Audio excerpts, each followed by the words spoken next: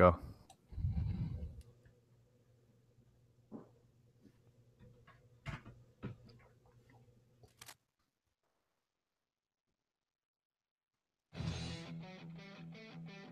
Autobots, transform!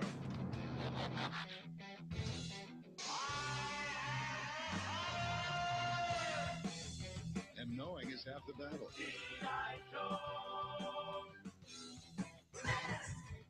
Undercut! No. I am the father. So what did I see going, Cocky? Oh, you can...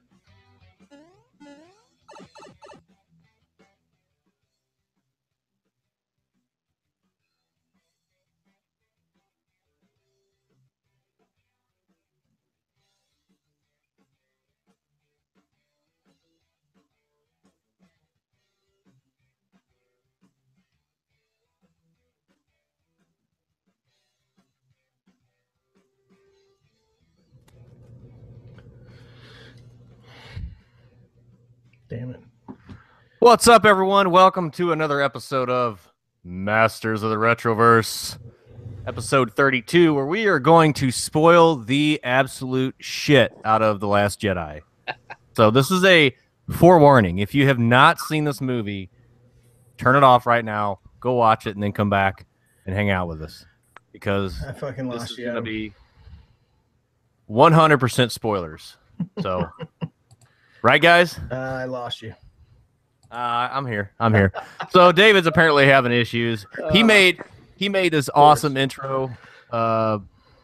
If you're watching it on YouTube, you'll see it. If you're not watching, if you're listening to this on the audio, go check out our YouTube channel. Just search Masters of the Retroverse, and you can see the badass Star Wars like intro that he made for this episode is really cool. So with us today, we've got a couple special guests. We've got my buddy Jason, who is a avid Star Wars collector. He's got probably one of the biggest collections I've ever seen of Star Wars stuff. And we've got former guest Scott with us, who is the walking encyclopedia of Star Wars. So this is going to be a really cool show. We're just going to do a little bit of like a roundtable style show and talk about the movie and what we thought and what we didn't think and what we liked and what we didn't like about it. Dave, are you back? Yeah, can you hear me? Yeah, I can hear you. Okay. So what's up, guys? What's going on? How we doing? We're doing good, man. So everybody's seen the movie, and I know everybody is just dying to talk about it. Oh, yeah. So Yes. before we do, I want to talk about the trailers, because obviously before the movies, they always show 1,000 trailers. And I just want to get everybody's thoughts on the trailers because I know in different theaters, they show different trailers. And what were some of the things that you guys saw trailers for that excited you? I know people want to jump in, but just to start off, my trailers were null and void because they were having a problem with the 3D thing. So like it was green and pink. Oh, that sucks. Yeah, everybody was Old Jayville. yeah, like we weren't going to be able to see the movie, so people were freaking out. I knew one of the things it was it Annihilation, or whatever, Natalie Portman. Annihilation. Yeah. That one I knew that one out of the bunch of them, so it wasn't like a new trailer to me. But yeah, that looks pretty good. So sorry. Yeah. What about you, Jason? What'd you see? Honestly, I can't. The only ones I remember was the new Infinity War trailer.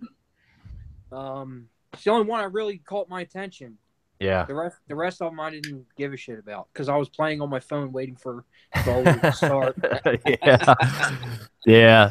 The same here, man. That Infinity Wars looks absolutely amazing. I cannot wait for that to come out.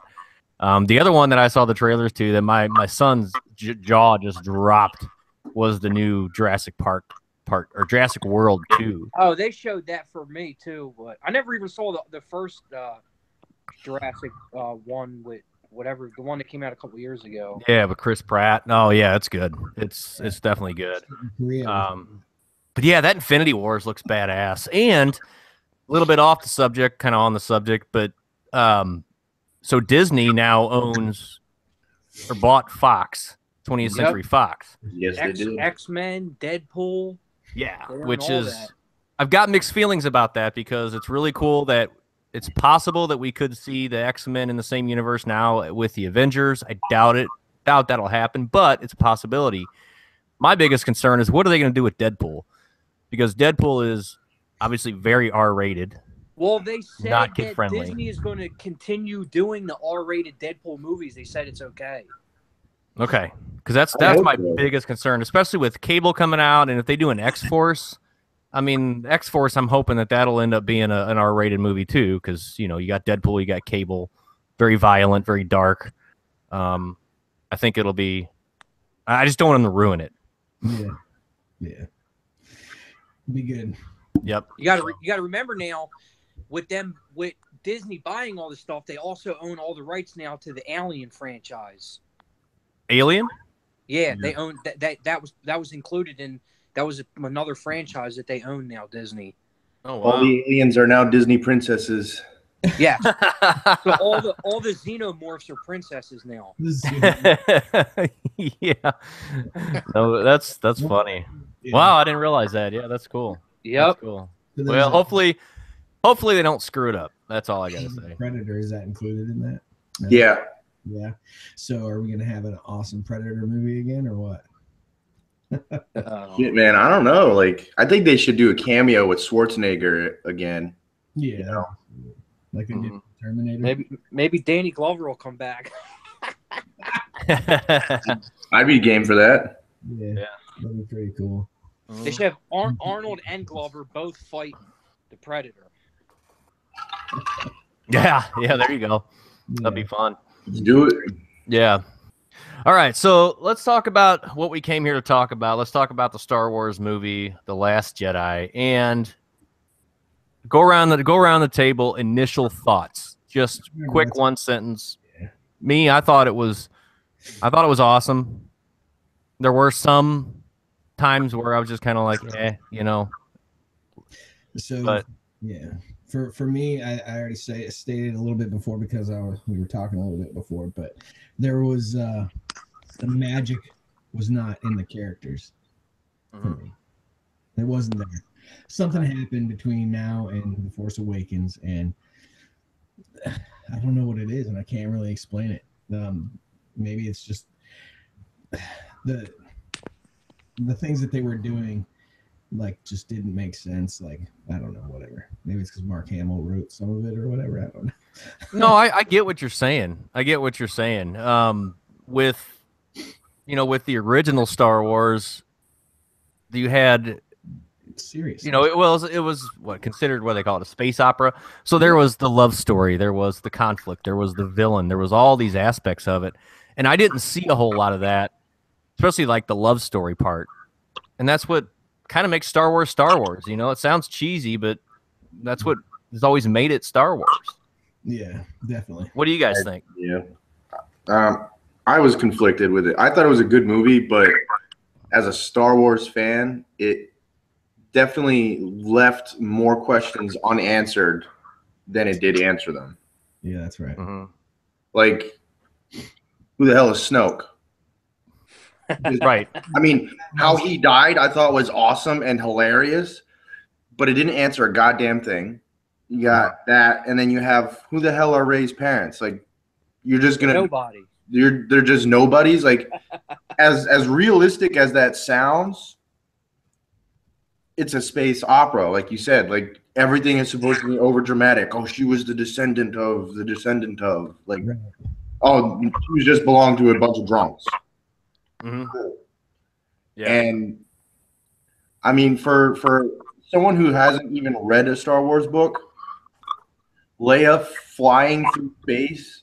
I wasn't going to get into that. I thought it was hilarious. Don't get me wrong. But not many people know that she was force sensitive. Force I mean, you get hints when she's like, looks off into the distance. She senses shit, but flying through space. Yeah, that's the shit I was talking about with Disney just starting to do whatever the fuck they want. Like, I didn't. I wanted to stick with the time. I forgot Scott wasn't here when we said that before the show, but That's all right. I mean, we'll jump around a little bit, but we won't elaborate. that We was won't. the most upsetting scene of the whole fucking movie for me. Was the whole her hand starts to move in outer space, and now she's just like back to life after being sucked out through the hole of the fucking ship, and then she's just like pulls herself to the ship using the force. There's a difference between force sensitive, meaning you can fucking hear things like Luke talking to you in the distance or whatever, and then fucking actually using the force, like, you know, force. What is it? Active, right? The blue lightsabers. So, and then the green lightsabers. I've been doing a little bit of studying that. I'm trying to get versed. Jason's showing us his Force Link Leia. What does that? What does that do? It stays in the package. That's what it does. Well, yeah, but what is Force Link? What is that? Hold on, let me show you all these. I have every single one of them. All these Force Link figures. There's like this little device that you purchase, and you hold this device next to the figure because each figure has a chip built inside of them, and they say lines from the movie. Oh, okay, that's cool. Didn't they do that with episode 1? They had it was like one of their comm links. Yeah, it was called Comtech chips. Yeah. Now they're called Force Link chips. Yeah, Thundercats did that too with their. I think that was like some new technology or whatever back in like what was it, 2009, 2010. And the funny thing is, the comm reader from 1999 from Phantom Menace, that comm reader also reads these new figures, which is weird. Oh, that's cool. Pretty cool. Yeah. I'm surprised now they don't just have it to where it's just like an NFC chip inside of it. You connect it to your, there's an app that you download and you connect it to your phone and it does little scenes or says stuff or whatever. Yeah, that would be pretty cool, but I don't. Yeah, they didn't really go that far. They have like if they did that. I'm sorry, what's that? No, go ahead, bro. No, I was saying if they did something like that with the app, then the figures would cost way more money. Well, yeah, that's true. They want to make the money off the. Like these figures are only $6.99, so if they did something like that, they'd probably have to charge at least like $10 or $12 a pop. Yeah. Wow. Yeah, that's true. So, Jason, what about you? What was your initial thoughts on it? Well, I was like in shock the whole movie because like the whole movie was so fast paced and it just kept jumping from so many scenes. They were just going through the movie so fast, and like I said, I got through the whole movie and like I was just standing there and the credits came and I'm like, is that Star Wars movie? Like, what did I just watch? Yeah. To me, it felt more as a standalone movie than actually like a trilogy saga movie, to be honest. Well, and like Scott said, they haven't given us any answers, and it doesn't seem like either one of these movies, this or The Force Awakens, has really had a beginning, a middle, and an end. Now, I get it; it's a continuation, and they're planning on doing continuations of it, but you've got to give some closure on some of this stuff before the next movie. Like don't just leave it as a complete cliffhanger. Yeah. But too many unanswered questions for this movie now. Yeah, there is. But you also kind of based your cliffhangers off of nothing, though. Like with Rey's parents and Snoke, like there was fan theory upon fan theory on who the hell they were, and you just literally tossed those things aside, like it didn't matter. Yeah, Disney did that. We had that same discussion, man. The EU is null and void, and canon is null and void, and EU is now here. Or is that how it works, Scott? Nah, the EU and Legends is no more. Right, that's the canon, and now that was the canon. Now Disney's is saying that they're the canon. They said fuck the fans and what they built, and we're gonna do our own thing now. So now and now Leia has force powers. Well, she had force powers in the extended universe, but it wasn't to the extent of flying through space. Right. Force sensitive, being able to talk long distances away. Yeah, like she could sense things or summon things. She could even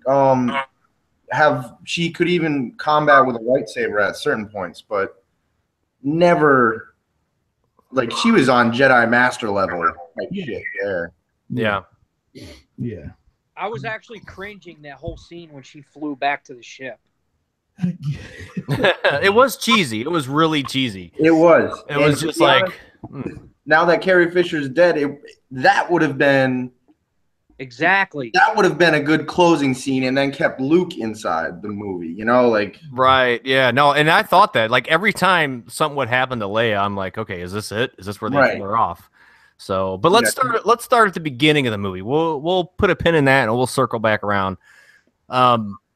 So the first scene, it shows Poe, which is just an absolute badass. I think he's my new favorite. Yeah, And he's flying an X-wing, and they're trying to attack this what they call it, dreadnought. yeah. Dreadnought, yeah. Yeah, and it was just, dude, for first scene, it was badass. I mean, it just gave me chills. I'm like, yeah, this is it. This is awesome. You know, this is what I've been waiting 2 years to see. Yeah, I well, thought it was great. they definitely opened the movie with a bang, and then it kind of just derailed real quick. But it seemed like it was a lot of that. Like they were just way too many action scenes, way too many fight scenes. And to me, it seems like they kind of overplayed that a little bit. I think it kind of gave it a Rogue One type of feel, which I liked, because it added a sense. I mean, not that space war is real, but it added a sense of realism. Like in the Clone War, in the prequels, you just seeing, you know, nameless faces dying left, right around you. Mm-hmm. Whereas these ones, it's like holy shit, that's an actual person. That's not a clone, it's not a droid, and they're getting blown up in space. You know. And can I just say they've always got to have the fat guy flying the X-wing fighter that dies. No, I got it. Every time. That's Do the you new think that was port. a throwback? You think that was kind of an odd? There's a couple throwbacks. I thought it was great though. That was funny. I did have a little bit of a problem from me being a bit of a science nerd that I am, when they were dropping the bombs. Yeah. That kind of bothered me because I'm like, okay, how are the bombs dropping when Not floating they're in off the space?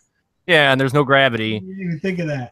Then that got me thinking. I'm like, okay, well, maybe there's some sort of gravitational force around. I don't know. I mean, I was kind of thinking far fetched. Yeah. There's a gravitational force around the dreadnought that will allow that to happen. But no, that just bothered me though. Well, yeah, and how about the fact that the bay doors are open and now this chick doesn't have a mask on or anything? Right. That was my other thing too. Yeah. Yeah. She's just like standing there and laying there in the bottom of the bay door. It's a shield. It's a That's shield. exactly what it is. Right. Yeah. That's how Leia survived when she got back into the ship. There was still that emergency bay door, I guess you could say. Yeah. I feel Well, like I mean, they got to have something like that though, because you see, like on a lot of the Imperial cruisers and stuff, where you know the doors are open for the ships to take off, but Mhm. people are walking around without masks, so they must have some sort of technology or something Yeah, that would cause that. But still, the whole gravity thing just really bothered me. it did. Yeah, that was pretty annoying. Mhm. Now that I realized it. Goddamn semantics. Yeah. Yeah.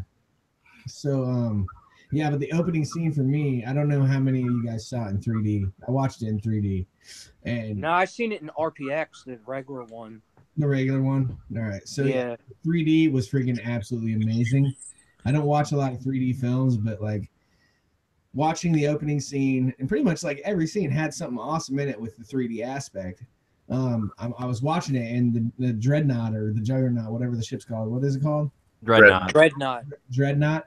When it was entering the thing, it was like, oh my god! And then having I look to my right or I look to my left, and I see my son, and he's over there like doing this. It was pretty freaking awesome. That's cool, man. Yeah, we've only seen one movie in 3D. We watched the original Guardians of the Galaxy in 3D, and I took my son, and it kind of ruined it for him because he didn't like the 3D aspect of it. So he took the glasses off and watched it without the glasses on. What? So he didn't really get the full effect on it. I thought it was pretty badass. Yeah. But that was the only 3D movie, so we haven't gone to one since then.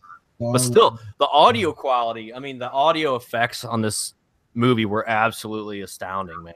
Like, when that dreadnought comes in, the whole theater was just like rumbling, you know, and it was shaking you. It was crazy. Yeah. That's that THX sound they put in all the movie theaters. Mm-hmm. But this seemed way more than what like you would normally hear from a regular movie. Yeah, we have the sound quality that you call now. It's called the Big D. The Big D, yeah. You know all about that Big D, don't you? My name ain't Poe Dameron. What? And nobody got that? Come on. I don't know what you're talking about. Poe Dameron. You didn't know? You didn't know he's gay? Yeah, he's gay. No, he's not, is he? Yeah. Stop. Yeah. It's the first. They were talking about it. Disney was talking about it. He's like the first character to be gay. You didn't know that? Like, yeah, but he doesn't really have, I mean, there's no love story there or anything. I mean, there's no reason for him to address this. Well, yet, I guess. We still have another movie to go. Yeah, that's true. That's true. Yeah. It's kind of like, he kind of loves Fran, if you haven't noticed. It's an underlined thing there. I think I didn't really pay attention. Definitely one of those like read between the line things. I didn't really pay attention to that, but I'll have to when it comes out on video and I watch it again, I'll have to pay more attention. There's definitely a little bit more of a bromance for one than the other. Yeah. So with a whole bunch of people. one thing that I caught was Poe. I mean, he's like I said, I think he's my new favorite of the movie. He's cool. Because he reminds me of Han Solo. I mean, he seems like a young Han Solo. And there was one scene where, like, I swear to God, it was Han Solo because he's wearing the white undershirt, black leather jacket. He's coming in, he's wearing the brown pants, and he's got the holster on his side. And he's getting slapped. Yeah. It's just like Han Solo. I'm like, oh my God. I mean, I wonder if that was kind of on purpose for that reason. They probably deliberately did that. I would assume so. Yeah, it's good. Yo, did anybody else notice that throughout the entire movie that Daisy Ridley, at some point she looked skinny and other points she looked fat? Like the weight of her body and face changes throughout the movie. I wonder why that is. You think she was because they filmed all the scenes at different times. It's the only possible explanation. So maybe she was doing another role or something where she had to like gain some weight or lose a bunch of weight. So it got mixed in there. It basically disrupts the continuity of the movie for me. Yeah. I didn't really notice that, but there again, I'm gonna have to go back and her arms were fat. I remember her arms looking fat. And like her cheeks were kind of tubby at one point, and like, yeah, come to think of it, yeah. Interesting. Space menstrual cycles. It does it, yeah. That'll do it. Yeah, definitely. That's what it was. I definitely I think she's gonna be a good new Jedi.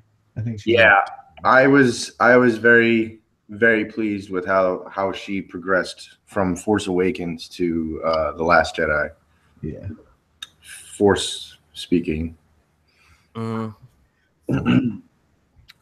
what was the next scene after that? It was such a long movie. There was so many scenes. Well, yeah, I think that goes to what you were saying. Like it was a very fast paced movie. There was a lot of bouncing around. You know, you'd be at Atchu, wherever the heck the island Luke Skywalker was on. Then you go back to Snoke, and then you go to Leia. Then this, that. Ooh. It was very fast paced.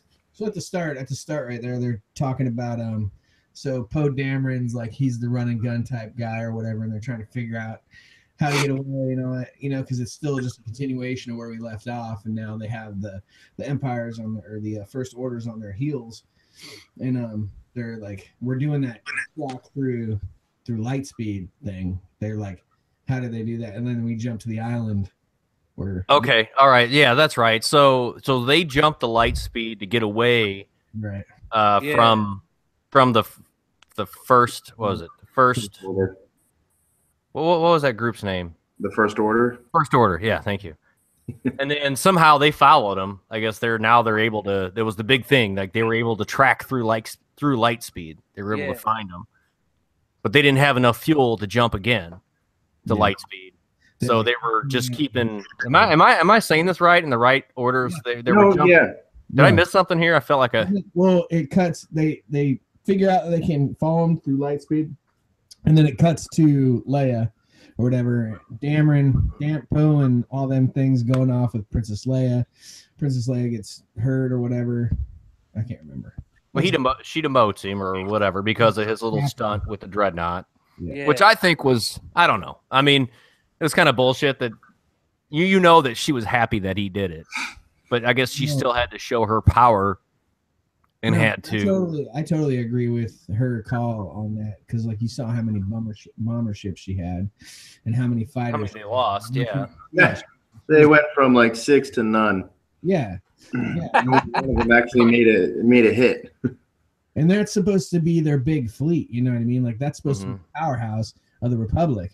And then to get them knocked down like that and still have people off in other galaxies or whatever, you know, and other deals, but just to take that big of a blow that far away from anything to be able to support you, that's not But good. right then, I mean, throughout the movie, man, I mean, you can watch the Republic just dwindle away. Like as the movie progressed, it just they went from thousands down to hundreds, and by the end there was just a handful of them, like a dozen of them left. Yeah, it was like 10 by the end of the movie. Yeah. So I don't think it probably would have happened anyway, but I think it was worth it because of the hit that it made on that ship and the people that, you know, that the First Order lost. I think it was justifiable. Yeah. And like I said, you could tell that she was happy that he did it. Yeah. So you want to jump to the island now? Let's talk about Rey and Can we? Go ahead, Jason. Yeah. No, I was being a smartass and say, can we jump to when Yoda pops up? Yeah, I want to talk about that too because that was Well, I got feelings about that. I think the whole opening of like what kind of force powers you've seen throughout this whole experience has just been mind blowing to be able to see on scene or on screen. Mm-hmm. Yeah. So within, So let me get the storyline straight. They're out of fuel. They feel that the only person that can help them defeat the First Order is Luke Skywalker. So Rey and Chewie. Chewie, that's right. Yeah, Rey and Chewie take off on the Millennium Falcon to go find Luke. Yeah. She knows where he's at because I guess that's right. They had the map from the the Last Jedi or the Force Awakens. I mean, so they knew where to find him. R2's map, the last piece he had. Remember? Yeah, that's right. Yeah. So they head off on the Millennium Falcon to go find Luke Skywalker. Ends up he's on this world on an island, and on this island is like the Jedi books, which is really cool to see. Temple. The temple and the books and all that stuff. Yeah. What was your thoughts on that, Jason? I thought the books were kind of a cheap cop out, to be honest. You think so? I wasn't feeling the whole you become a Jedi if you go to my Jedi school and read my textbook. I don't know. I just thought it was stupid, to be honest. Yeah. I thought like being a Jedi, you had to be trained from another master. Like, you know what I mean? Like, that's how it was originally. Like, Yoda trained Luke, and it's like that's how he learned. Like, they didn't have a scene where it's like Yoda was like, "All right, here, you got to read all these books first, and then I'm going to test you, and then I'll train you." Like, I don't know. I just thought the whole Jedi books were stupid. All right, Yeah. Scott, What do you think? What do you think, Scott? Because I know you're really knowledgeable on a lot of this stuff. What was your thoughts on that? Well, the books of Ren is what they're called. I don't know. I'm kind of conflicted on that as well. I would have preferred to have a master Padawan relationship throughout the movie. Exactly. Or at least the next segment. So I'd be happy to see what they do with that. I'll be waiting to see what they do. Not happy, but the books, like,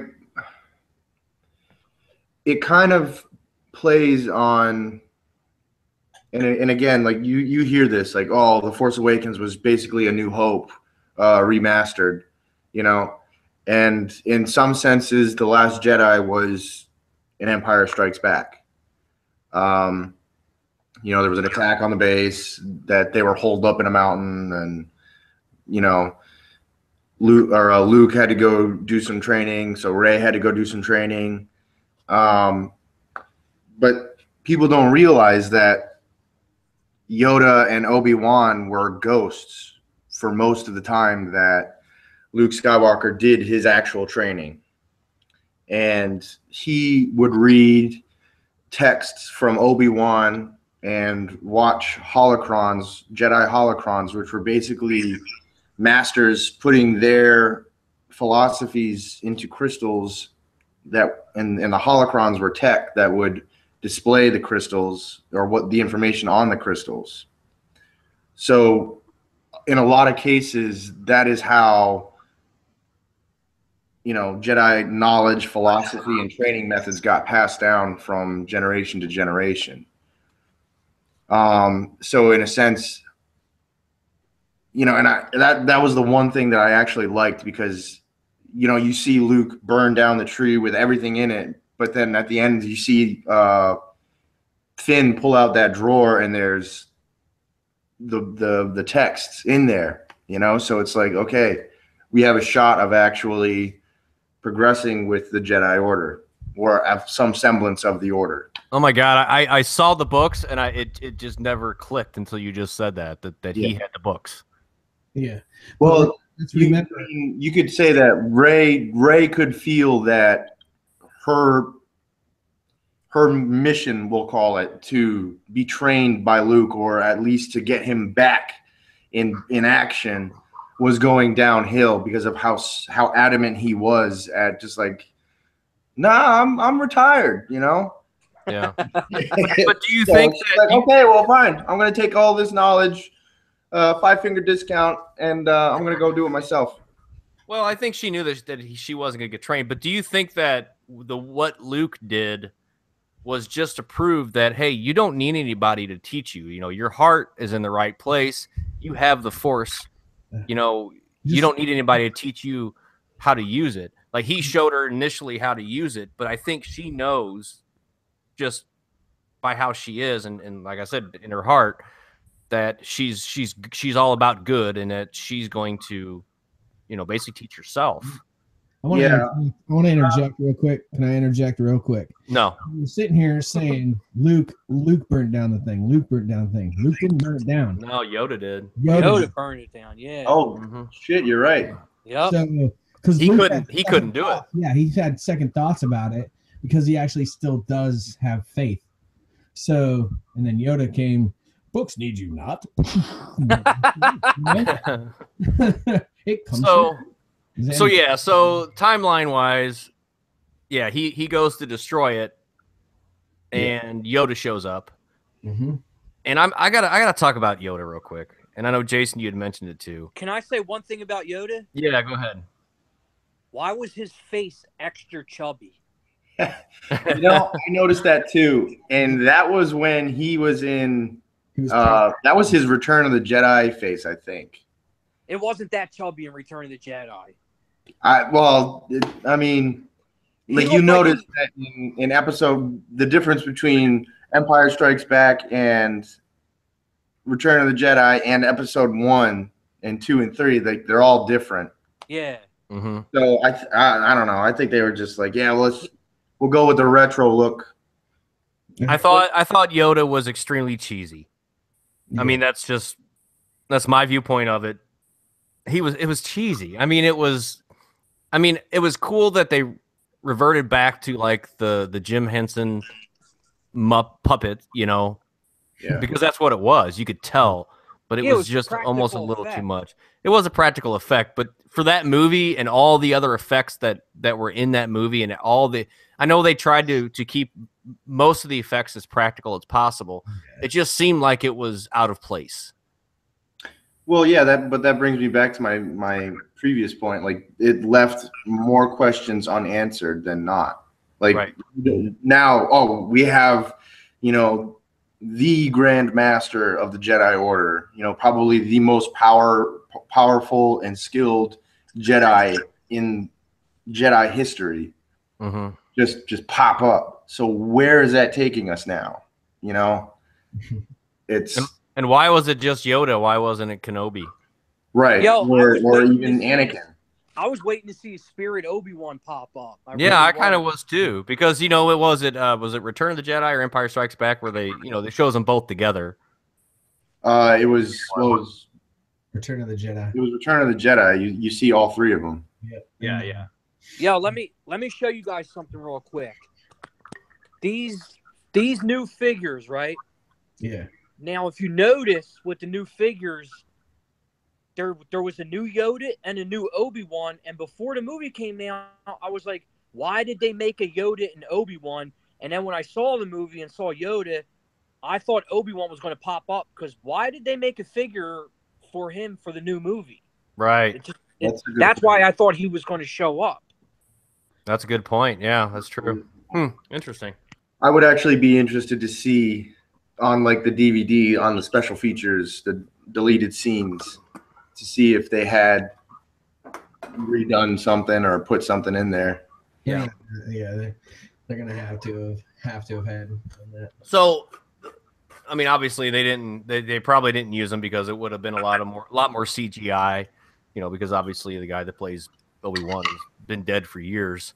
Yeah, Sir Alec Guinness. But that brings me to my next question. Well, then again, so was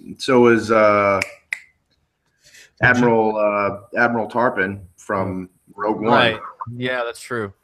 But that brings me to my next question is, I kept trying to, every time I'd see Leia come on screen, I'd always try to look and see if I could notice any CGI stuff. So, like, how much did they finish the movie with her? Yeah, she finished all her scenes. They did. Okay. Yeah, right. they said that she finished all her scenes. Yeah. Announced that right after she had passed away. Yeah, but a lot of times they'll want to do reshoots and stuff like that. So I figured maybe they went in and did try to do a reshoot and just tried to CGI her into some of the scenes. Well, I'll tell you one thing: when she was floating in the air, that was 100% CGI Carrie Fisher when she was floating in the air. Yeah. That I did notice. Yeah. Like her face looked like Play-Doh when they zoomed in on it when she was floating in space. Yeah, and then my opinion on that is I really liked the scene from Guardians of the Galaxy, the first one. You can tell it's in the water, you know what I mean?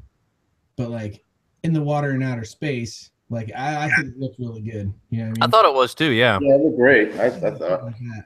It was very reminiscent of Guardians of the Galaxy 2. Yes. With the icing and the it just reminded me a lot of that as I was watching it. Yeah. It's funny. Was it Guardians of the Galaxy 2 or it was the first one, wasn't it? It was the No, first it was the second one. No, No, it was the second one where with the cube. No, the second one where God, what's his name on the movie? The guy Merle. The guy that played Merle on Walking Dead. Yeah. Yeah, remember he died. The first one where the chick was out in the I might have been both. It did happen in both, yeah. Did it happen in both? Okay, I can't remember. Yeah. I just liked it because of the way her hair looked in the water, but it was supposed to be outer space. But you knew it was water. So yeah, I thought it was a cool effect. Pretty ingenious to use water in that manner. It would have been good. Right. Yeah. So timeline wise, we're at the point where they're on she came to get Luke. Luke's like, fuck off. I'm here. I'm dying here. I'm not helping. There's nothing that you can do that's going to change my mind. In the meantime, we have Finn and Rose, right? BB-8. Can I make a point? And BB-8. Yeah, go ahead. Rose was a waste of a character. She kind of was one of those throwaway characters, but I think that she's gonna end up being more on the next one. Probably. I don't know. I wasn't Rose and DJ's character, like the hacker guy, just wasn't feeling either one of them. Yeah, Benicio del Toro. Yeah. I think that was just he was just like, yeah, I'm an A-list celebrity. Put me in this movie, and then he just wanted a quick payday. Yeah. There was that odd.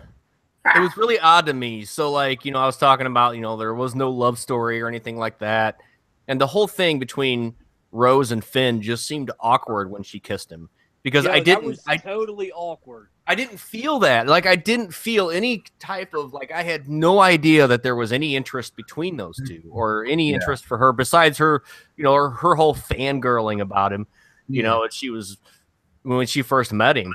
But like the fact that when she kissed him, I'm just like, well, that was weird, It was forced. Yeah. It kind of was, yeah. It didn't feel like it was written very well. No pun intended. Yeah. I think it was just like a setup. It was a setup to make now we're bringing in an aspect of jealousy because you saw Ray's face when he tucked her in the bed or whatever and turned around. I think that's the love story that they want the angle that they want to go with, but I don't know how I feel about that. Maybe it's a new love triangle. Yeah, a little three-way action. Yeah. We're in a new world, gender binary bullshit. I don't know, dude. Freaking Disney ruining right. Oh man. All right, David, help me out with the timeline here. Where are we at on this? All right, so we are now in the awesome. We actually skipped a little bit since you started talking about those three going to the ship. You got to remember, before we went to the ship, we went to a little planet. Went to a little planet where there was a slave trade or whatever like that, and there's a whole bunch of rich people who were looking for the dude. Where they met the other guy in the cell after they got arrested, but. There's some things in those scenes that you need to remember about, like the kid getting whipped, or he's whipping the horse, and the kid's like doesn't like him whipping the horse. We go back to that kid later on in the story, and it's unbelievably awesome. Mm-hmm. Yeah. Wait, when was the whole casino part? That's what I was just talking about. They went to the planet. It was a slave. Oh yeah. Right. They were looking for the fuel, or they were trying to get access to the hacker. They were trying to get on the Snope's ship.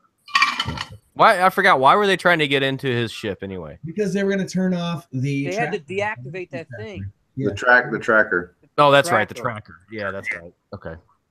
Yeah. So they go to the casino. They're looking for the guy with the lapel with the flower, red flower, whatever the hell it is on it. Yeah. So they end up going there and doing that thing and whatnot, and they end up they park their ship on the beach, and these snobby fucking people are just like, yeah, I told him he couldn't park it there, blah blah blah. Now they got the cops looking for him. We're telling the whole movie in sequence. So that's all right. It went from Star Wars to James Bond real quick. Yeah. Oh, it definitely did. But those horses, the horse dog looking things, I like those. I like Yeah. Those are pretty cool. I think that's one of the cool things about putting new movies into the saga is because when they expand the universe, they expand the creatures that like the porgs. I think that was just a cute little gimmick, but those horse dog thingies and the crystal foxes at the end, I think that was pretty cool, Yeah. Were they in the books, Scott? I haven't read the books yet. I thought you haven't read the new books. I didn't know if anything was like that in the past books. So they have all sorts of crazy beasts. That's what's so interesting about it though, is that like any planet you go to is not going to be the same. It'll be similar, but we'll never have the same creatures and life on there. Okay. But what was I going to say? So they haven't even released the books to these new stories yet at all. Mm-mm. Huh. As far as I know. Okay, so here's my thing about the whole casino thing. Yeah. So they were sent there to look for the guy with the red lapel. Yeah. And do you think that they were actually looking for that guy? Like, who was that guy? And were they actually looking? But do you think that she knew that if they went there being, dressed like they weren't really, they didn't really fit in, that something would happen and that they would meet this guy, the Benicio del Toro character. And that was like her plan all along, was for them to meet this guy to help him get in because he's the actual hacker. Right. Like that. I think that's another unanswered question that we have. Yeah. Well, here's another part to it. Is she strong in the Force? What's her damn name? What's her name? I don't remember her name. Yeah. Glasses. I think it's like Mara or something. Does she have? Is she force sensitive? You know what I mean? Like, is that something that? Well, the thing with her is that she is, and a lot of that's the cool thing about a lot of these alien life forms is that they have each, like, for instance, Chewbacca. He was alive during the Clone Wars, and he's alive, long afterwards. Yeah. He seems to like that he's still kicking ass, so he doesn't look that old. Wookiees have a lifespan of like 200 to 400 years, and that's what this character has. They put her in likeness with Yoda, because if you remember from Force Awakens, she said something similar to Snoke. I've seen the Empire rise and fall, and this, that, and the other thing, and she hints at the fact that she's been alive for a long time. Yoda was almost alive for a full millennia. Yeah. So, and I personally believe that she has some force sensitivity, but like sensing things about people, but like Leia, but not. I mean, she's no Yoda. Right. She's cool though. I liked her character when she was introduced in Force Awakens. Yeah. And then to see her in a freaking firefight when they're talking to her, that was pretty awesome. I thought so too. Yeah. It definitely shows how much of a badass she was, though, because a lot of these new characters are just kind of like they're in and then they're out. Yeah. You don't get to see full facets of them. Right. So, anything else? Anybody remember anything else from those scenes? Not really. No, nothing Really stuck out. Like, okay, so we can do this. Then we can go fast forward a little bit. They end up in the jail or whatever, and they meet the guy. They're like, I don't know, I don't trust this guy. He's just a drunk or whatever. And he goes up, unlocks all the doors, like from his cell. Yeah. Cool. Yeah, and R2D2 starts shooting out all those coins. The guys was sticking the coins in him, thinking he was a slot machine. BB-8. Oh, that was funny. BB-8 or BB-8. Yeah, sorry, and not R2. We skipped over R2D2's one scene in the whole damn movie. Yeah, but it was very pivotal. It was. Yeah, that's So true. right before that, we had the Luke. Luke was on the ship on the Millennium Falcon when it was on the land. He went there when Rey was sleeping or whatever, and R2D2 came up to him and like he's like, I'm not gonna do it or whatever, and then R2D2 shows the scene from Princess Leia. Like, Right? Yeah, your only hope. You're my only. That was a low blow. Yeah, it was a low blow. Yeah. That was a guilt trip and a half, man. I was Like, man, come on. I don't want to go to war. Yeah. Well, he said there was nothing, but that was the only thing. That was the one thing that could make him leave. and not to ruin it, but he never really leaves. No. That was crazy. Yeah, in all retrospect, blower. he never left the island the whole movie. Yep. Right. He did what he said he was going to do. We'll get to that in a few minutes. So let's see. So Now Ray ends up leaving because she realizes that she doesn't leave. he's not gonna leave. Yeah. So she ends up leaving, and she's like, "Well, I got to go find Kylo Ren because okay, yeah, let's get to this because they had this whole like We missed the part. Empathic conversation between Kylo Ren and Rey, and it was annoying as shit. I really didn't like it. It bothered me. I don't know why. Yeah. It goes back to actually we still have to sit on the island and talking about that empathic connection that they were having. That might be some shit for Scott to spin off on. But on the island, after Luke talks to R2D2 and pretty much convinces him that he's Rey, right? He brings her up to the light side of the temple, and she like starts like feeling the island and feeling the force and feeling everything. You know what I mean? Like she figures it out, and then where there's light, there's dark, and that was the whole aspect. And now we're going back to Return of the Jedi, or not Return of the Jedi, Empire Strikes Back, when Luke goes to the Dagobah system and has pretty much the same type vision. So Scott, in that sequence, I think it was good because it kind of opened up to what people were theorizing about when Luke said it's time for the Jedi to die, because the way that the Jedi Order was, it was very when they say that they're not only the Sith deal in absolutes, like that's a blatant fake lie, because the Jedi Order was all about their order, and anything that treaded outside of the norm, they were afraid of. And like it was one of those, like, if it ain't broke, don't fix it. And they just were ignorant to the fact that in some cases the Jedi Order was broken, which is why Anakin or Vader did what he did. And I think it touches on the possibility of, whereas she's going to use the books of Ren to reestablish the Jedi Order, but she's going to use her experiences in the Force with the dark side in tow to make it a newer, better Jedi Order. Because you see when she goes in there, Luke was like, you weren't afraid, or you weren't, like, you just went right towards the dark side. Like, why would you do that? It's because you can't have balance if you don't study a little bit of both.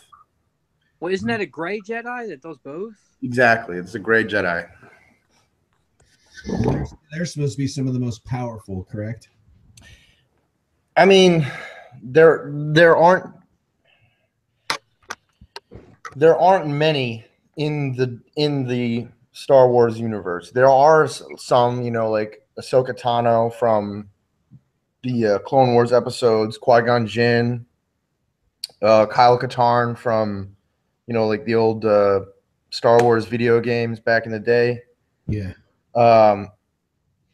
They are powerful, yes, but they're powerful because their philosophy on the Force isn't selected, or isn't constrained to just, we're going to deal with the Jedi, or we're going to deal with the Sith. Like, they're picking the best aspects from both sides. They're not going to be, murderous bastards like the Sith are, and they're not going to be like Shaolin type monks from the Jedi.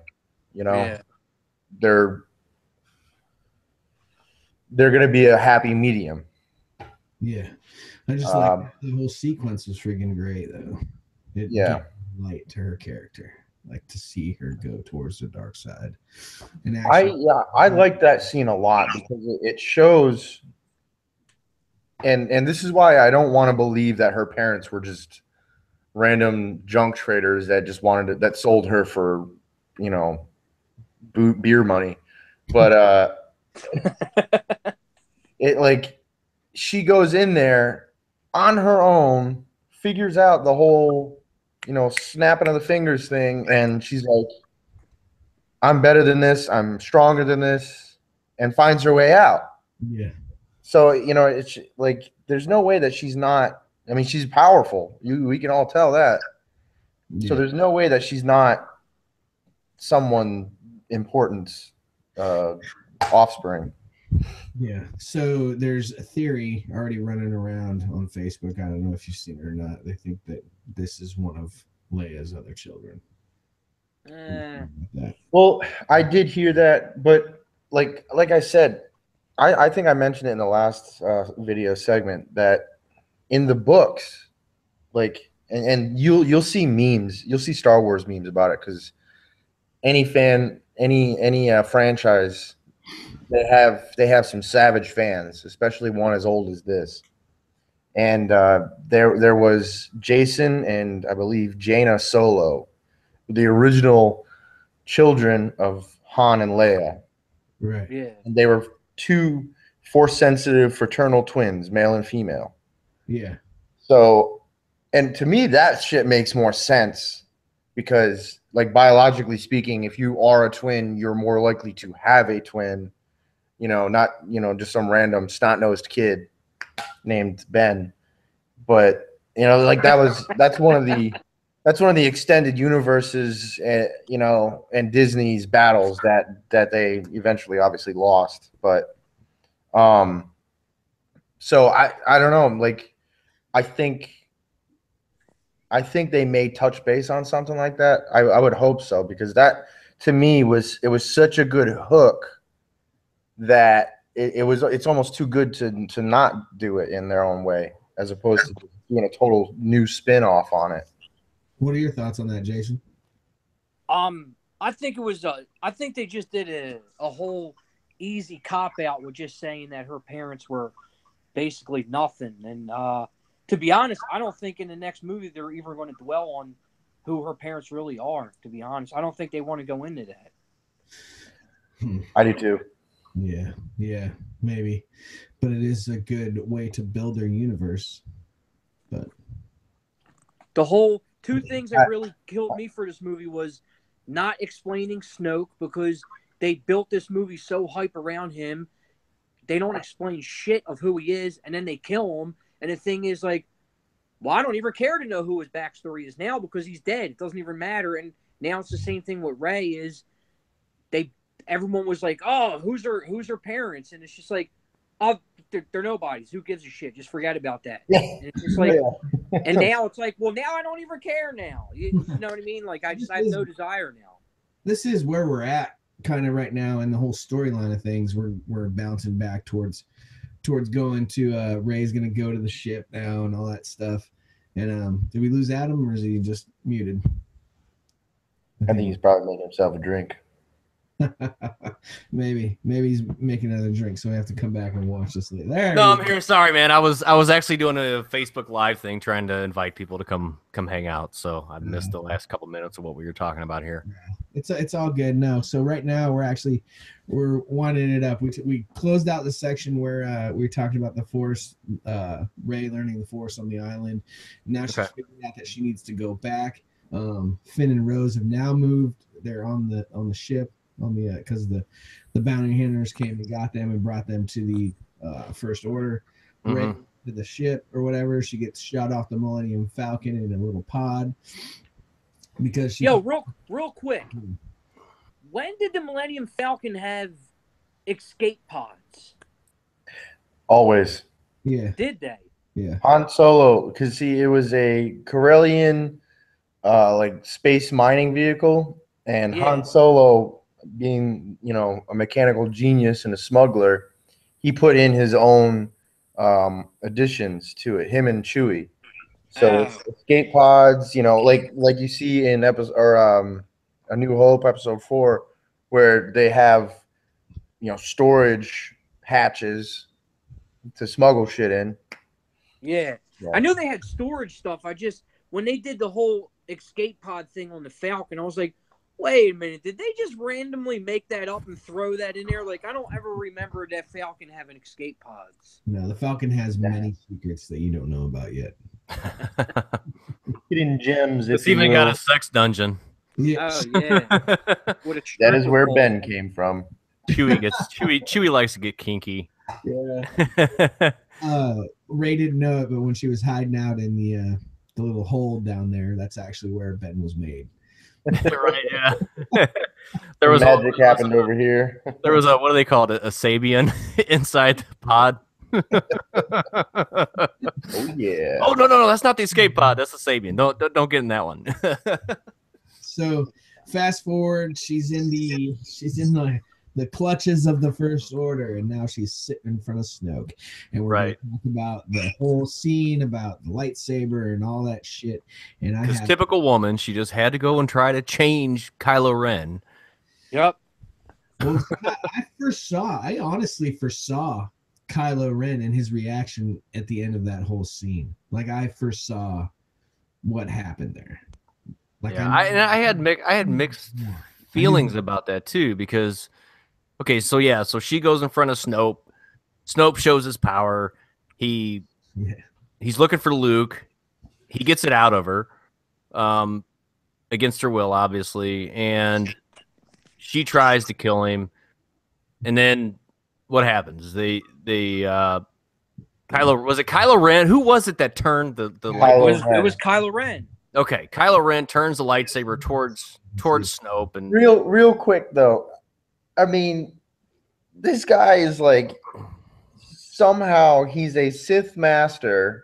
You know, he's just hidden throughout this whole time. He's supposed to be all powerful, and he can't sense a freaking lightsaber turning towards him. Dude, Right. I thought the same thing. Yep. He can't like sense Kylo Ren's like, oh yeah, totally, master, yeah, oh yeah. Here's my thought on that whole situation. I don't think he's dead. What? No, I think he is. I don't think Snoke's dead. Like They straight pulled a Darth Maul on his ass. Yeah, they cut his ass in two, buddy. He's gone. They cut him in like 3 because if you see that his hand is still up on the give us a little on the armrest. Give us a little history on Snoke from your universe that you've read so much about. Me? Yeah.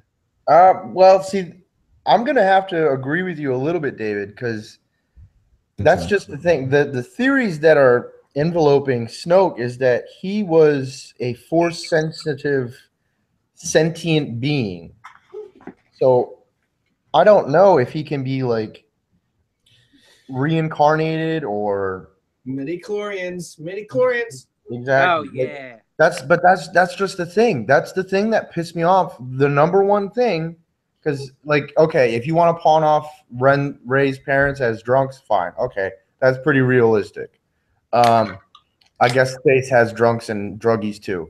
But Snoke was the biggest mind fucker in The Force Awakens than anything, you know? And they just tossed him aside like yesterday's news.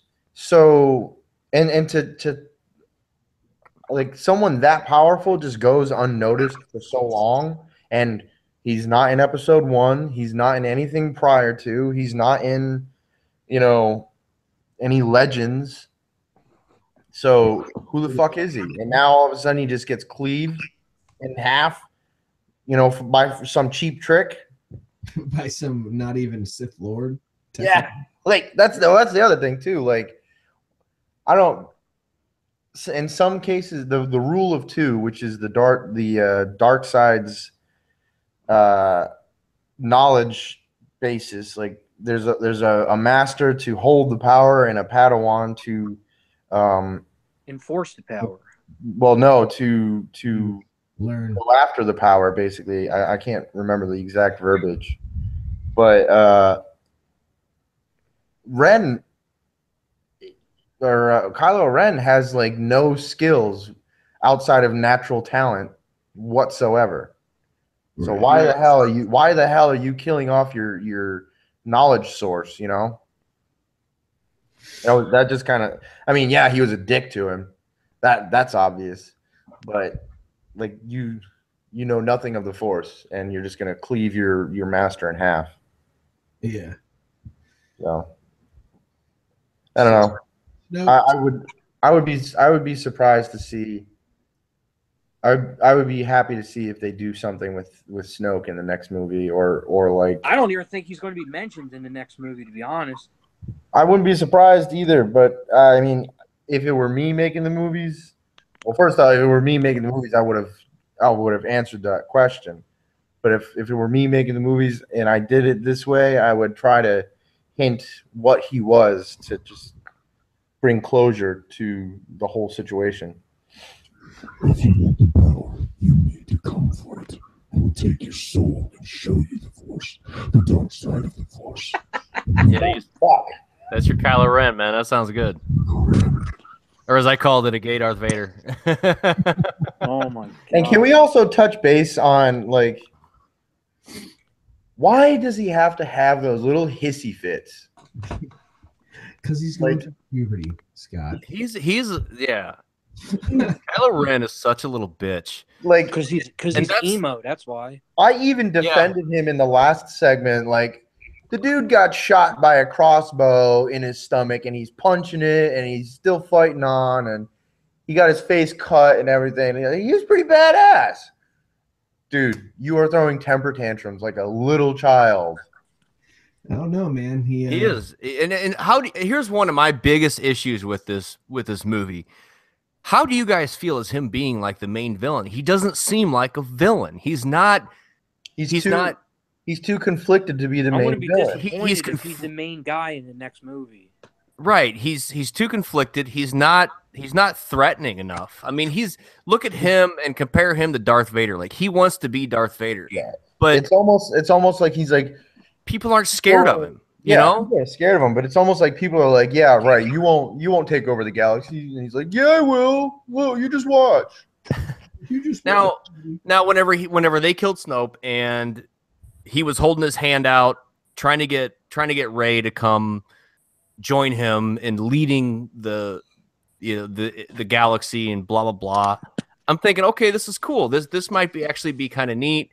A new leadership, you know, depending on if he's gonna go dark or go towards the Jedi side, you know, the light or the dark side.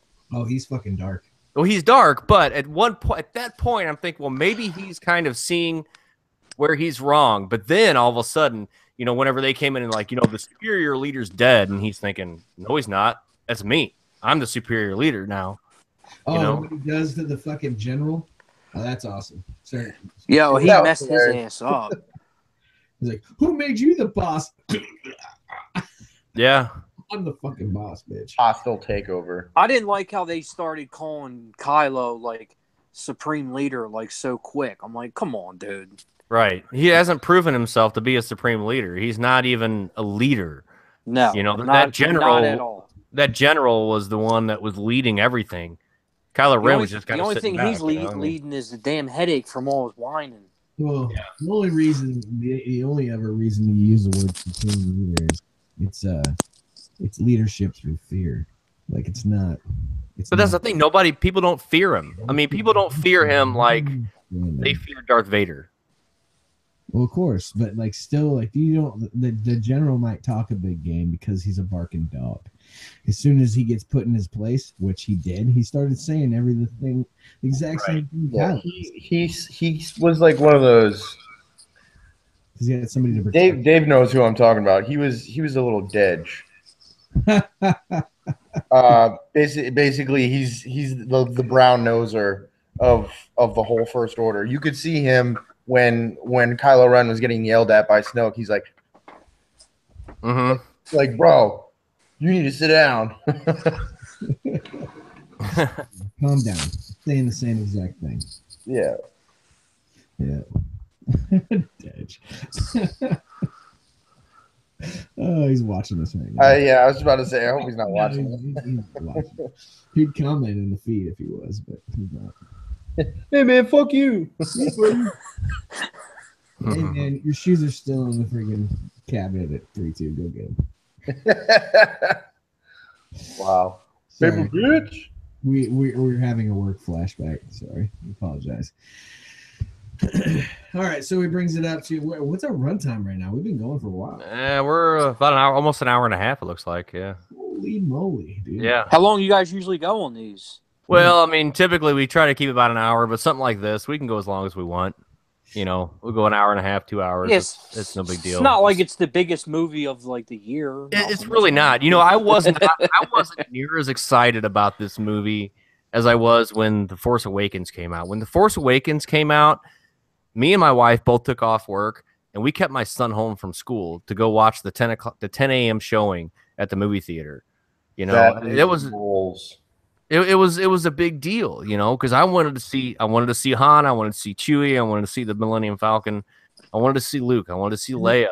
This one here, I just wasn't as excited about it. There Nah, was it no definitely moments. wasn't. There were no moments like there was in the Force Awakens. Like, know what No, Yes, I will agree because it was too Disney. There was too many funny moments. although they were good, like with Luke throwing the lightsaber, Yeah, or, right off the start. He threw the Like, lightsaber. it was just too comical. Right. They had to have the cute factor with the little bird things or whatever the hell. And The you know, The porgs. yeah, with the interaction with Chewie, you know, that was funny, but that's not Star Wars. You know, Yeah. you don't No. need that. You don't need that comic no. relief.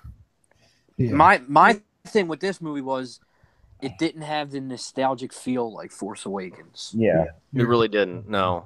They weren't. I will say though, the one thing that I got a little choked up was whenever that general and Leia, or the commander or whatever her name, Admiral. chick with the purple hair, yeah. The Admiral. Whenever she said, you know, when they were doing the whole, you know, "May the Force be with you" thing, Yeah, you know, that kind of choked me up a little bit, you know. Yeah. That was a well done scene. My little bitch side came out, you know, it was, yeah. I'm not gonna lie, I got choked up when I seen Yoda though. Yeah. I didn't expect that. Can Yeah. we please talk about him now? I think we're at that point. Yes. Because How the fact that it looked like he had two double cheeseburgers in each side of his mouth. That's what I'm saying. That was the whole puppet thing, you know. With it was, I don't know. I thought it was awesome. It was awesome. His just face was a little chunky for me. That's all. Well, yeah. What do you got on it, Scott? Listen, body positivity, okay, Jason? Jeez. He's a Force ghost. He doesn't need to apply to your. I thought Yoda coming back into it opened up a whole new can of worms, and I was fangirling. I'll admit it. I was too. I'm not gonna lie.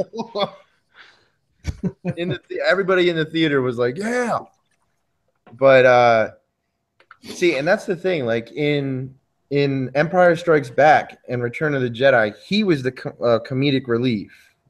Mm-hmm. Yeah, Him and Han Solo. He was the crazy, you know, monk, you know, that trained the hero.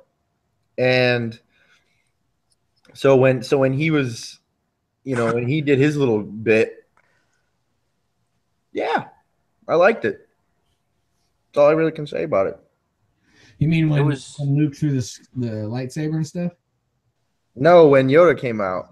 Oh, okay. Yoda came out and he Struck down the tree with lightning and all that shit. I thought you were trying to compare Yoda in the Well, yeah, no, Yoda and Luke. Well, Luke became the crazy monk. Yeah, it's like the tables turned. Now, you brought up a good point, Dave. When Yoda lightning striked the tree, it also, because Force lightning was almost solely strictly a Sith power. It was almost really? strictly forbidden in the Jedi Order. So I think it touches a little bit on the Great Jedi aspect, you know? Definitely. I never knew that. Or either that, or it was just a Force ghost thing, like smite. I want now. What's that? I'm a ghost. I can do whatever the hell. Yeah. Like, fuck your order. But I mean, like, So you would say Yoda showing up was the most favorite part of the movie for you. You loved it. That was probably my favorite, one of the top scenes for me. Definitely. It was definitely one of the top. It wasn't my favorite. I think my favorite was when we figured out Luke was an astral projection. Mm-hmm. That was that was never done before. On this, when Luke dropped down like the straight fucking Matrix and the saber went right over. I lost my shit in the theater, dude. In both scenes, I was like, oh. Like when he's floating above the stairwell, like yeah, you got me, but I'm still a badass. So we're gonna skip ahead because we've got so Luke does this astral projection thing. Kylo Ren ends up just opening balls to the wall fire on him, you know, and they're like, he's like, more, and he's like, do you That think was he's another dead? bitch factor. Like, no, kill that man. Right. Yeah, put all of our guns on that man right there. My Yeah. initial thought that was that Luke had this force field. That's what I thought That it was. Yeah, protecting him or whatever, you know. So that's initially what I thought, and then you know, it comes out that he's actually just a projection. I thought that was really cool. I did too. But so after that, you see him sitting on that rock, levitating above the rock, and all of a sudden you see the suns rise, and then all of a sudden you just see his robe fall. Robe it. Yeah. Right. Yeah. So why? I mean, so Scott, you might be able to fill us in a little bit on this.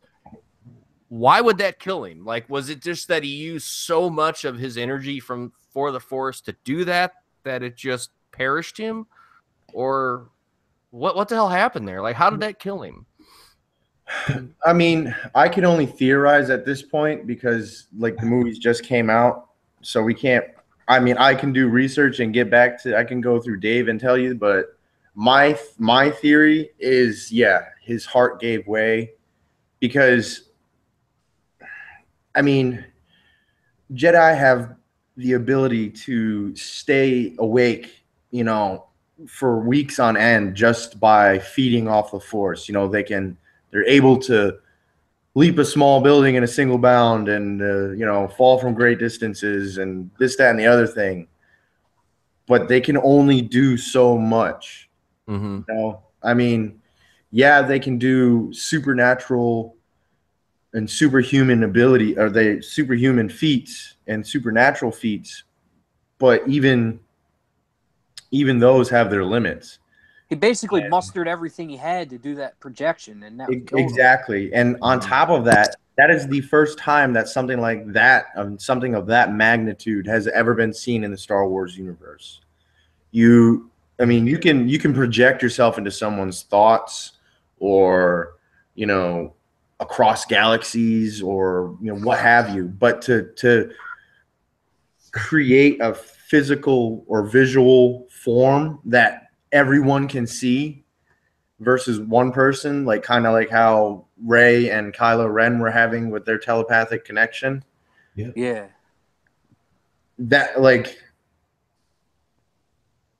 totally blew my mind. Like I thought I was gonna have to change my pants afterwards.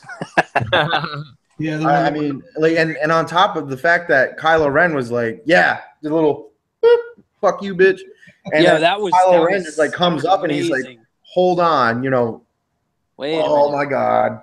Something's not right here. We've been bamboozled. Bamboozled. Mm-hmm. So let me. Okay, go ahead. Sorry. But yeah, back to that. I mean, my theory is that he gave his all. Like he he embodied that term. Like he gave everything he had, and then he's like, okay, I'm ready to go. Yeah. But then on top of that, I think there's another theory that said, because he was in training, in the Star Wars universe, he was in this Force history or Jedi history the most powerful. He rivaled maybe Yoda in terms of Force powers, and his lightsaber skills were almost second to none. You know, some people think that he was better than Mace Windu, and he maybe even could have mastered or matched Yoda with his techniques. So I think maybe he just stepped on the ability to just dissolve into the Force at will. Yeah. I mean, after some pinnacle moment, maybe, but. So there's only one thing you didn't state about this whole thing that, if you didn't notice it now, you'll probably notice it as I say it. When he projected himself onto that plane, into the planet, so that Kylo Ren and everyone could see him and whatnot, he looked exactly the same as he did in the Jedi Temple when he went to go kill Kylo Ren. Yeah. He looked like younger. He was younger. Well, he looked exactly like he did on the Temple. Because And- that's how Kylo would have remembered him. Right. Yeah. I thought that was really he cool had too. he had short hair and he didn't have no gray beard and Yeah, I was like, how the hell did he got a haircut and shaved between the time that he left? Well, yeah. On top of that, He got there. he had his father's lightsaber Yeah. in the projection. Oh no shit, I didn't notice that. Because if you remember, they broke Kylo Ren and Rey, they both force pulled it apart, and next thing you know, he's wielding that sucker. Mm. Right. I just wanted to comment on the whole. I love the fact that he explained the Jedi religion. That was really cool, and I gotta say, it was the way he explained it. Obviously, was spot on to the way you explained it to us in the last episode. For all you guys listening or watching, go back. I think it was episode 21 where we had Scott on, and he talked about we were talking about Star Wars and all that stuff. And I thought it was really cool the way he explained it. I think it opened our eyes to, a lot of different ways of thinking, I guess. I don't know how to explain it. Yeah. But it was really cool. I mean, he was saying, the Force is the space between everything, It's just you got to feel it. Yeah. So I know we've all said, like, the majority of you guys think, like, your favorite moment was the last one or whatnot. I just want to rewind real quick to my favorite moment. I found a new affinity for BB-8.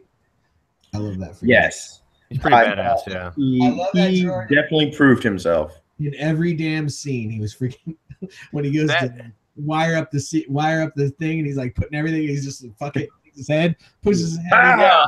Yeah.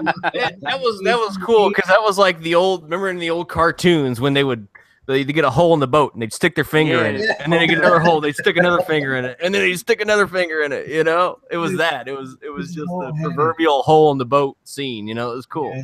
Saving Finn and Rose's ass. He's like in the AT-AT, and then that thing comes by, and wipes the head off the AT-AT. Yo, I didn't expect him to be driving that thing by himself. That was wild. That was freaking awesome. That was cool as shit. Yeah.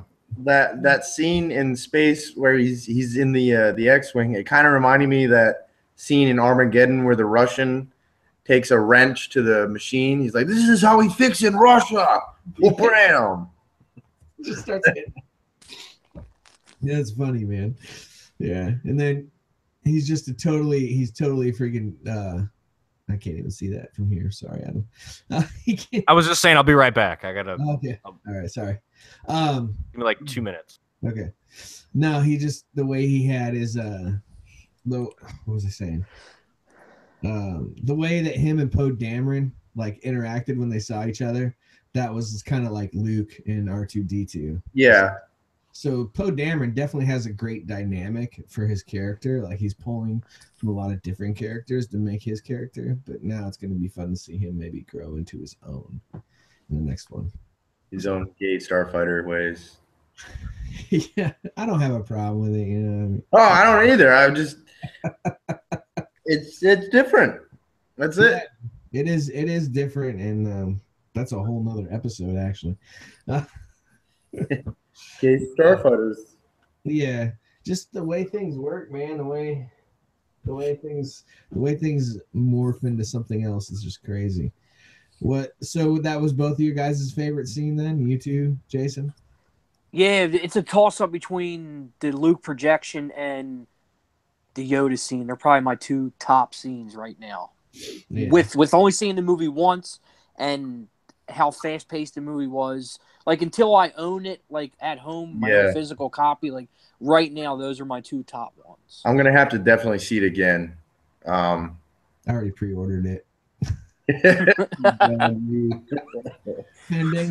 Fandango Now app, you can pre-order it. Oh my god! Really? Oh, I'm gonna have I got to get on that. Yeah. Dude, I got my tickets for the movie on Thursday. I got it like. When did they start selling them? Like 2 months ago. That's when I got mine. I got them the day they opened up sales. I bought mine like 2 months ago. I got it the same day. I bought it the same day me and Hayden watched it. The 7 o'clock, the first showing or whatever, was like $30. So the 6 o'clock showing was $30 a person. What? Yeah, yeah. Just if you say you're the first one, they had a whole bunch of stuff there. They had a whole bunch of different cosplay people there. Here, let me. I'm just gonna put another scene up on here for you. So, this picture right here, it has the Leia one because that was like the most. It pissed me off so bad. The Leia scene. Like I wanted to put that up there to talk about it. But that droid next to it, it looks like Boba Fett. Has the Yeah, Boba Fett that's good show. There actually was a real droid, and the dude made it and brought it to the opening. So What was it? Remote controlled, I'm assuming? yeah, no, it has sensors. It has. So I don't know if he has something in his pocket and it follows him, but there's sensors on the droid, and it like can just tell that it needs to move around things. Dude, I need to own that. He made it. He made the whole thing himself. So, he actually he gave us a trading card with it and all that. Where did I put that damn thing? That just watching that or looking at that makes me want to watch the originals. Yeah. It was pretty insane, man. Like to have that stuff, but you know, I don't know, man. I love the whole aspect of it. It was great. There's Adam. Are you talking about the R2D2 that they had there? Yeah. Yeah, they had one at our movie theater too, and I'll see if I can get a picture of it thrown up there. But Check this out. I got. What's Jason got there? Yeah. It's a free T-shirt I got. no, nice. They give you a damn T-shirt. I was supposed to get a poster. I didn't get the damn poster. Yeah, I was supposed to too. Yeah, it's pretty sweet. The Well, T-shirt. It is minus the whole fucking Disney thing on there. Mhm. Sorry, man. Like I like But it. if you want, yeah. My girlfriend got me this one that I'm wearing now. It's the Last Jedi, Yeah. and then on the back, it's got the original release dates. Okay. Oh, that's awesome. Oh wow. So like it's almost like a band tour. It's like it's like a tour shirt. Yeah. It's like the shirt I'm wearing right now. On the back is all the tour dates. Yeah. A bit of Iron Maiden fan, huh? Check out my. I'm doing it. My whole arm is all Eddie's. Nice. Oh, that's cool as shit. I like that. Hell yeah, dude. That's awesome, man. That's awesome. Love it. Well, you guys still want to talk a little more, or you guys want to wrap this up? We're, Can we? I'm not sure. Do you guys do episodes on figures? On figures? Oh yeah. We do. Well, this will probably be the start of our start. We're trying to have do little mini episodes of each thing we do. We just wrapped up He-Man, so yeah, Star Wars if Adam's down. Yeah, Star Wars, and I got a bunch of Toy Biz guys, and I know that you collect Toy Biz as well. Yeah. So I want to get into some of the Toy Biz stuff too. Yeah, I got too many figures. Too many. I know. I saw the boxes. I sent the video to David. I'm like, dude, check out this shit, man. You sent me the video of all the boxes. There's probably like 1,500 action figures in my house. Yeah. That's full. Oh my god, that's crazy. Yeah, there's like boxes upon boxes, like just sailing out. Yeah, yeah. See, I don't know if David realized it, but before Toy Biz did the X-Men stuff, they did DC. So all those toys there, oh yeah, you see there on his wall are all Let me- the I saw original. I saw you had Let Flash me- up there. flip this Yeah. camera around here. Those are all the original Toy Biz from the DC line, and then they How do I? got the rights I- to Marvel. Oh, there we go. Okay. Yeah, I have the Wonder Woman one. I have that one right there. The Oh, hardest nice. one. This is the hardest one to get right here. The Green Lantern. Yeah. That Wonder And Woman one I saw, I thought it was like older from this. What year is that from? These are all from what are these? Mid '80s, When did- right? Late '80s. It's when the Michael Keaton Batman came out. That's what 89. whatever- That's 89. Yeah, whatever year that is, that's what all these are. Yeah, because then they started doing the Marvel stuff in '92, I think. And now if I'll show you, I have the original ones from 1984. Holy shit. Oh wow, yeah. Yeah, these are all the originals. I got these. Damn, look at that. Yeah, that's nice. And those are those cases that you sent me that link for, isn't it? Yeah, it's called Zolo World, and they make custom cases. All you do is just tell them what figure you have, and they're only like it's like $4 a case. It's nothing. That's great, man. That's all those cases are Zolo cases, and the same thing for all these up here. Yeah, I have some of those too. There's some of those. Was it 1996? The re-release, the original ones over there. Yeah. These are the 95 Power to Force ones. I have the one in the green. What's the difference between the green and the red? Well, the original, the top row here is the original red cards because it has the red saber in the back, and then there's the red card with hologram, and then they made green card holograms, and then there's also green card without a hologram, but they're not on the wall because I ran out of cases. I got to get more cases. Oh yeah, the ones with the two I have on my wall right now are green card without the hologram. Oh, okay. There's like 200 of them total. Yeah, my wife picked them up for $1 a piece for me. Damn. Yeah. Yeah. I got too much stuff in this room. Here's another shelf over here. There's no such thing. And then I got all my vintage guys here all lined up. Yeah. Very cool. Hell yeah, man. Let me ask you something, Jason. How much, like, do you have any of those insured, or do you have like an exact price of the worth that you have in that room alone? Honestly, no. I have no clue. To me, that just proves that you're collecting them for the love of collecting them, not for. Oh yeah, I never collected anything to like resell or how much are they worth. I tell everybody it's plastic crack. I can't stop collecting action figures. I don't know why. No, man, that's chill. I like that. Just it was one thing I could never explain, and it's just this was my new one I got today. Man, that's so cool. And this opens up here. Oh wow. Oh, nice. Yeah, and then here's the. You need to buy one so you can take it out and play with it. Never. Oh shit! Real quick. I just wanted to point out. I thought in the movie, it was definitely foreshadowing how he like lays out his Jedi robes and puts them on for the final scene. I thought that was pretty cool too. I didn't see that. I didn't notice that. Yeah, I didn't notice that either. It was like I think it was after the pinnacle point where Rey was like okay, this guy's not going to do anything for me, and you see him. He actually like lays out it on his bed, and you could see him just kind of like mentally prepping himself for what he's about to do. It was kind of a quick scene, so you wouldn't. I mean, yeah. I just thought it was cool because like he knew what was going to happen. Yeah. I mean, they're Jedi robes, and you don't see those too often in that portion of the universe anymore. So many scenes went by so quick, I can't even remember half of them. Yeah, like I mean, Chewbacca smashing that door in that was great. We're great. going to embellish on the fact that him and Chewie are reuniting after so long, but they're just like that. No, moving on. He's like, "Where's Han?" And then it just cuts to a new scene, and you're like, "Okay, I guess that's it." Yeah, exactly. Yeah. Let's talk about the end of the movie real quick. To end the show.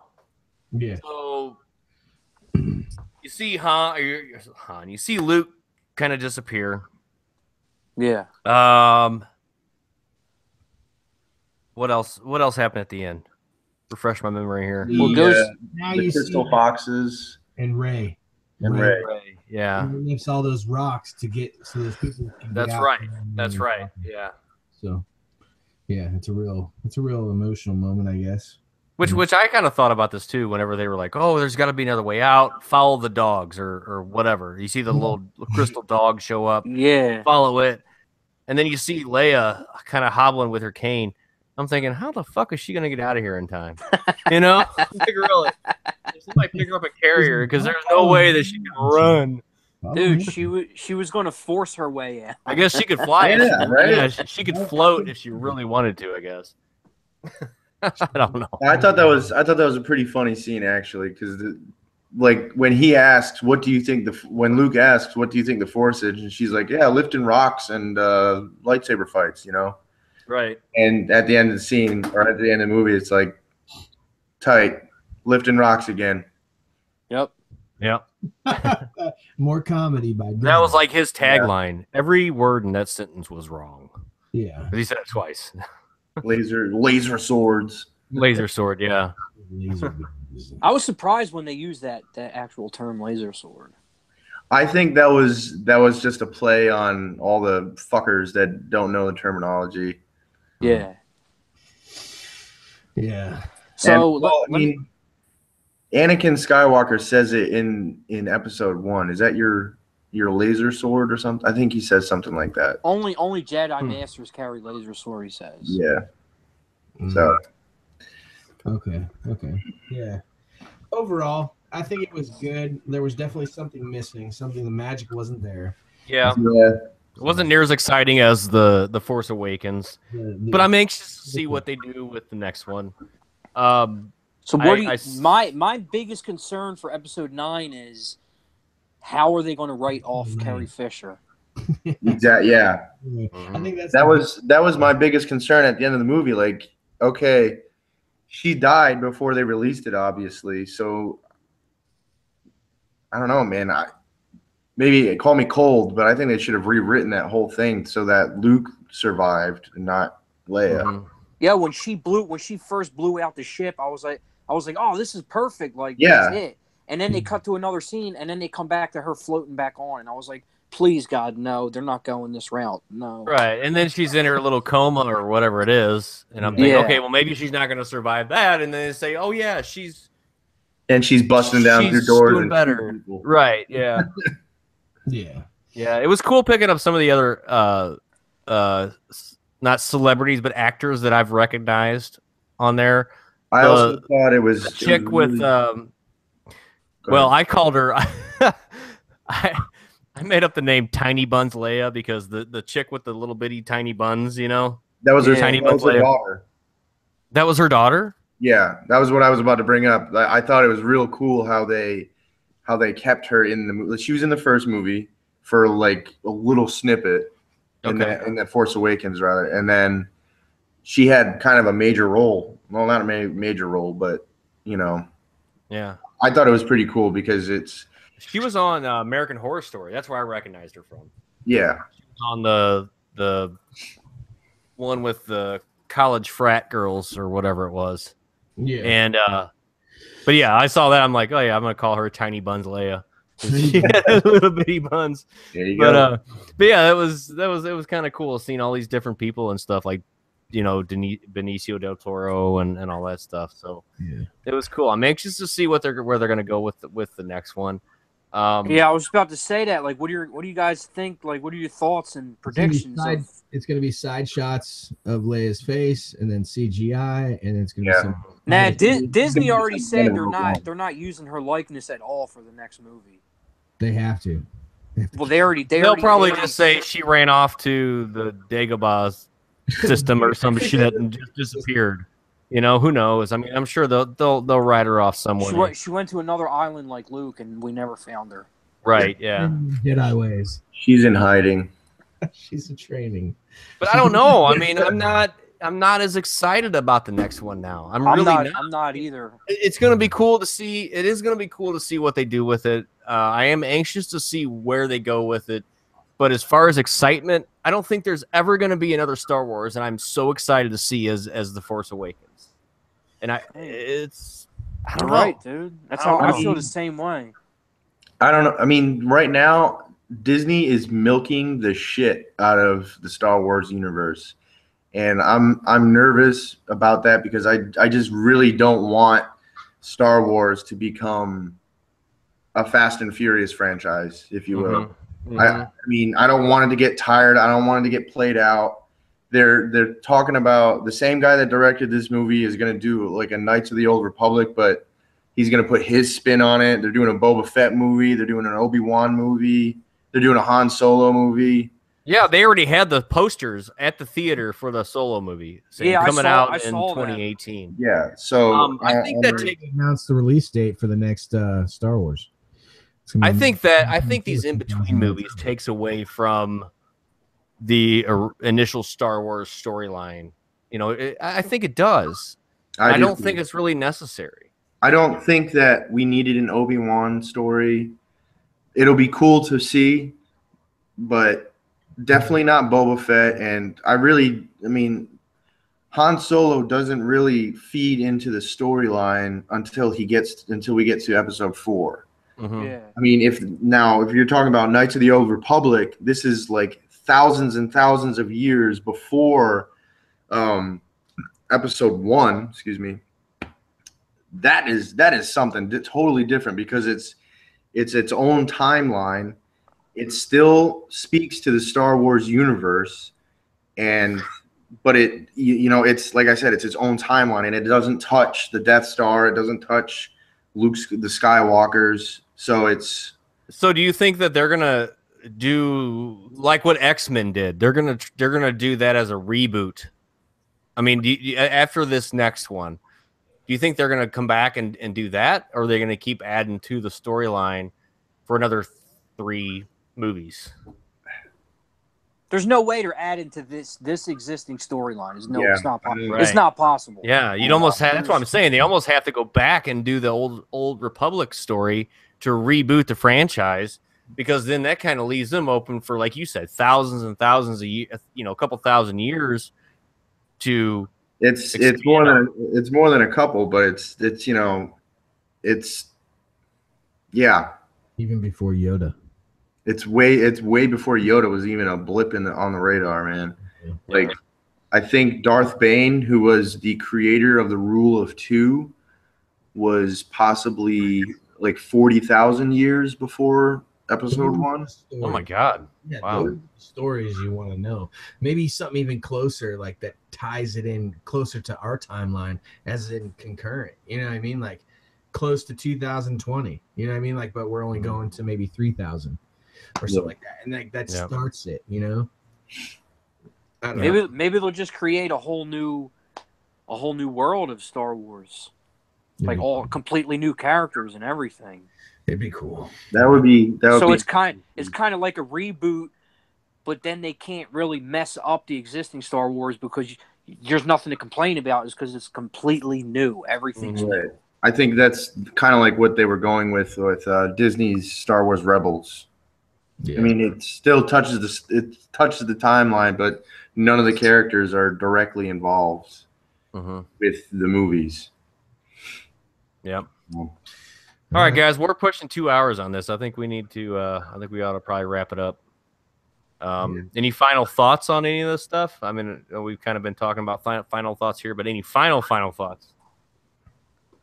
Bring back Luke Skywalker. Yeah. Oh, I have a final thought. Rian Johnson made it very difficult for when J.J. Abrams comes back to do Episode 9.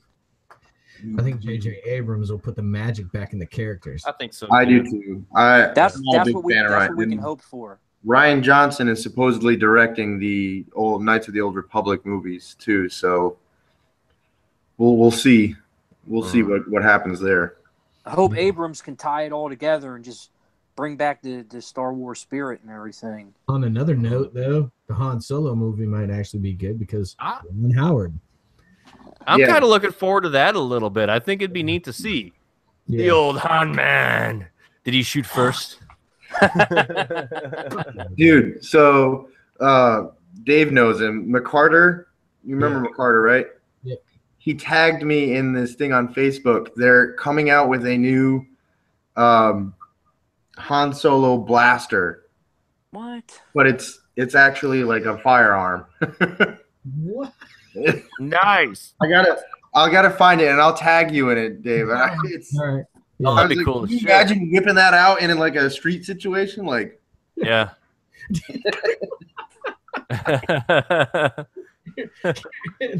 You have your feet up on the table and you're like, oh, tell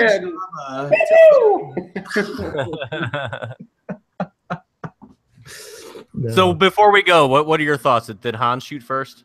Yes. Yes. I think so too. Yeah, definitely. Because he's fucking badass like that. Yeah. All right. Well, all you guys watching on YouTube, you can find the audio podcast of this, audio version of this, if you want to take it on the go with you on iTunes and Google Play. So make sure you go download and subscribe, all that good shit. Let me get in here. Go ahead, hop in. All right, hey, we all know. I know it's that time of the year, and we're all down for giving. I want, if anybody's made it this far through the podcast, down in the description below is a place to donate money for the veteran suicide prevention. I put it up there for my birthday. It's one of those Facebook donation things. This time of year is rough for a lot of families, and we as prior service members, we help a lot of people get through tough situations, and we try to do it the best we can. The only thing we can do is ask for help and your donations to help that program grow and help others. So if you could, just click that link, donate what you can below, and be appreciated. Thank you. Yep. And that would be an awesome Christmas gift and a birthday gift to David. That's what all he wants, because he's a Christmas baby. His birthday's on Christmas, so Oh, that's crazy. yeah. Dang. So as a birthday gift to him, everybody please go click on that link below. Give what you can. It goes to a great cause. I mean, it's the least we can do to help out our service members that are in need. And Jason and Scott, thank you guys for joining us. This has been awesome. I mean, we probably could have gone. Thanks another for having me on, man. It's the Thank first you. time I ever did anything like this. Yeah, that's great. Well, we're definitely going to have you back on, Jason, because I want to talk more about some of the figures. I want to talk Star Wars figures. I want to talk Toy Biz. Well, Everybody knows Toy Biz is my passion. When it comes to action figures, I'm basically the encyclopedia on action figures. You are. I know all the cards, all the bubbles, all the figures, all the colors, the variants, the way everything is supposed to be sculpted, and the colors of just every little nuance, detail and everything. I'm just so It is. I've always been so obsessed with it. I don't know. And I'm why. gonna give the listeners a little insight. That's actually how we met. We met on Instagram through our Instagram page, which you can find that. Just search Masters of the Retroverse. You can find us. We were talking about the Toy Biz X-Men guys, and he had mentioned something about there's another variant of a Colossus. I was like, well, I didn't know that. So I started looking that up, and we kind of started talking about all the variants of the different toys and stuff. And yeah, Jason is extremely knowledgeable when it comes to that type of stuff. Did you guys get the new ones here? I have not, and I saw somebody post on Instagram that Walmart has those guys for $5 a piece. Oh, Or one of the Walmarts. I got this at Toys R Us. So I got to go check out Walmart. I don't typically shop Walmart, but for $5 a guy, I got to go check it out. And that's cool. Yeah, pizza slice. That's badass. So, but yeah, Jason, you want to throw out your Instagram page? Oh, it's just Jay's Vintage Collection. Okay. That's all it is. And go on and, I guess, follow me on my journey of plastic crack. Yeah, he's got lots of good pictures, lots of good stuff. Scott, you got anything you want to promote? No. Oh, okay. Scott. No. Oh, actually, I wanted to. So I found that the blaster. It's a 22 LR by Gunstruction. Where can I buy it? Oh, that's freaking awesome. Hang on. Hold it up there. Oh, nice. That's freaking awesome. Yes. Can you put the link to that in the description? I need that. Is that like a Ruger Mark III that's been customized? I think so. Yeah, because I had a Mark III, it had a scope and shit on top. But it looks a lot like, I mean, it could look a lot like that if you did some modifications to it. That's pretty cool, man. That's pretty badass. I thought it was badass. Yeah. I mean, that'd be a bitch to conceal carry, or even just regular carry, but yeah. That's when you get the little, you just get the holster like Han Solo. Like Han Solo, yeah, just that little leather. Black leather jacket with a white shirt underneath, man. Hell yeah, you're good to go. Oh yeah, man. Walk around with a Wookiee. Hell yeah. So, all right, guys. Well, let's wrap this up. You can find us on every place we've mentioned. Instagram. We're on Facebook. Make sure you go like our Facebook page, Masters of the Retroverse. Just search it. You can find us anywhere. Thank you guys for joining us. Thanks everybody in chat. Thanks everybody watching. Thanks everybody listening. All that good stuff. Don't forget to go donate to that fundraiser. Super important. And I guess we'll see everybody next week. Holidays. Right, David? Anything else? We're good. All right. All right, guys. Well, we'll see you guys next week. And remember, there's nothing wrong with living in the past. See you guys. Later. Bye.